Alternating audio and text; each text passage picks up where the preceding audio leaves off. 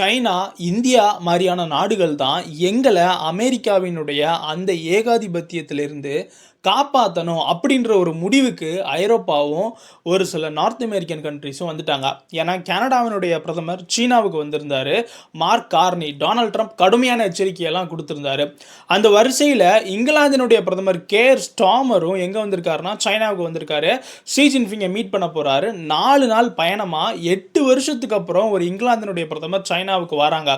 Donald Trump இது very dangerous அப்படின்னு சொல்லியிருக்காரு. ஏன்னா சைனாவை வந்துட்டு அமெரிக்கா மாதிரி ஒரு மிகப்பெரிய பொருளாதாரமாக மாறிடக்கூடாது. உலக ஆட்சி பண்ணக்கூடிய, உலகையே கட்டுக்குள்ள அமெரிக்கா எப்படி வைக்காங்களோ அந்த மாதிரி சைனா மாறிடக்கூடாது அப்படின்னு ஒட்டுமொத்த வெஸ்டர்ன் கண்ட்ரிஸும் சைனாவை மிகப்பெரிய அளவில் கட்டுப்பாடுகளை போட்டு கட்டுப்படுத்தி வச்சுருந்தாங்க.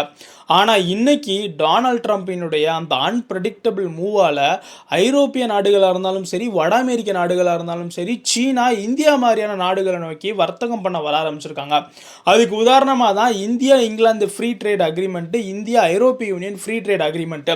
இப்போ அதே மாதிரியான ஒரு 50-60 பிஸ்னஸ் மேனை கூட்டிக்கிட்டு கேர் ஸ்டார்மர் ஒரே ஃப்ளைட்டில் சைனாவுக்கு போய் இறங்கியிருக்காரு. அதையும் தாண்டி 4 நாள் சுற்றுப்பயணம். முதல் கட்டமாக பிரிட்டிஷ்லேருந்து வரக்கூடிய பிரித்தானிய குடிமக்களுக்கு சைனாவில் 1 மாதம் விசா ஃப்ரீ ஸ்டே இருக்குது அப்படின்ற மாதிரி சைனா சொல்லியிருக்காங்க. டிஃபென்ஸில் அதாவது இந்த கைதிகள் பரிமாறிக்கொள்வது இது சம்பந்தமான அக்ரிமெண்ட்டும் சீனாவுக்கும் பிரிட்டிஷ்க்கும் வரப்போகுது.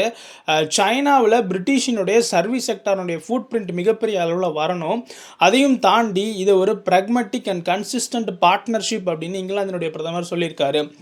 இதுக்கு டொனால்ட் ட்ரம்ப்பும் இங்கிலாந்தினுடைய எதிர்க்கட்சியான கன்சர்வேட்டிவ் பார்ட்டியும் மிகப்பெரிய அளவில் எதிர்ப்பு தெரிவிச்சிருக்காங்க. ஆனால் எல்லாத்தையும் மீறி அமெரிக்காவினுடைய எப்போ இந்த வரிப்போர் வரும்னு தெரியாது, எப்போ வந்துட்டு டொனால்ட் ட்ரம்ப் போர்க்கப்பலாம் அனுப்புவாருன்னு தெரியாது. இந்த மாதிரியான நிலைமையால் நிறைய ஐரோப்பிய நாடுகள் சீனா இந்தியாவை நோக்கி நகர ஆரம்பிச்சிருக்காங்க. அதனுடைய அறிகுறியாக தான் இது பார்க்கப்படுது.